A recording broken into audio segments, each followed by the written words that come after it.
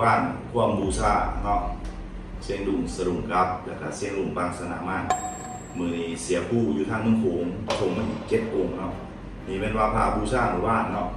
เดี๋ยวกำลังจะออกไปหาเสียผู้ทางเสียผู้เมืองโขงเนาะนัดกันอยู่ที่ปากเซ่ปตทประมาณ80เนาะเดี๋ยวจะออกไปหาเสียผู้เนาะว่า7 องค์สิงามทำไหนเนาะแต่เบอร์ในหูนี่โอเคแล้วเนาะกำลังจะออกไปหมู่บ้านนี้หาองค์มือนี้7เนาะบูชาตลอดการเดี๋ยวจะออกไปเนาะ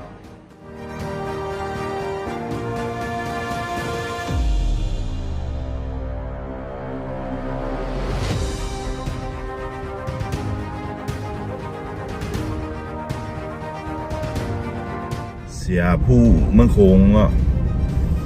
ของแถสายไต่บุกมาหอดปากเซ่เนาะเป็นว่าถือกล่องมานำเอาผ่ามาซองเนาะนัดเจอกันอยู่ที่เมซอนเนาะ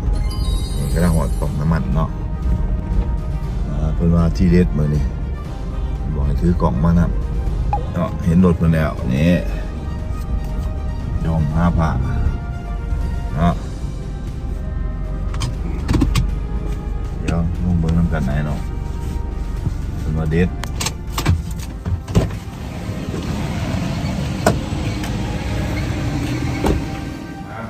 เดี๋ยวผู้สายใต้เป็นบุกมาหอดปากเซ่เนาะของหลักไม่2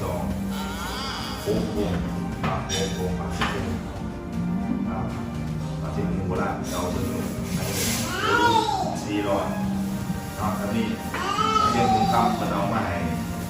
ศึกษาดูเนาะเรื่องมุงทองคำครับหลังจากเปิดปีน้ำเงินโค้งองค์กรน้ำเสียครับ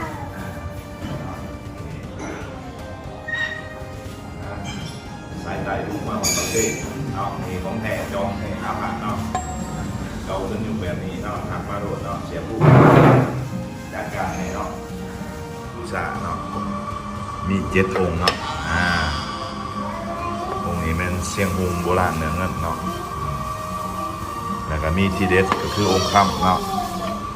เสียงฮุงเนื้อค่ำนี่และองค์นี้เป็นเอามาให้ชมซื้อเนาะเนาะของเสียผู้เหลือหันเป็นว่าได้ปิดจ็อบกันเบิดเนาะ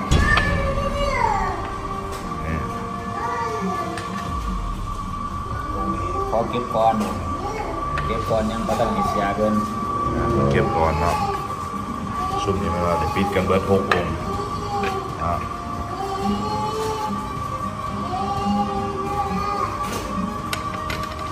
ไปคิดอยากแบ่งปันทางเมืองโขงทางหาเสียผู้ได้เนาะหรือว่าในสีแฝงอยากทักหาเอาสามารถทักได้เนาะแต่ว่าผ่าตรงเนื้อเทิงเนาะเนื้อเทิงอยู่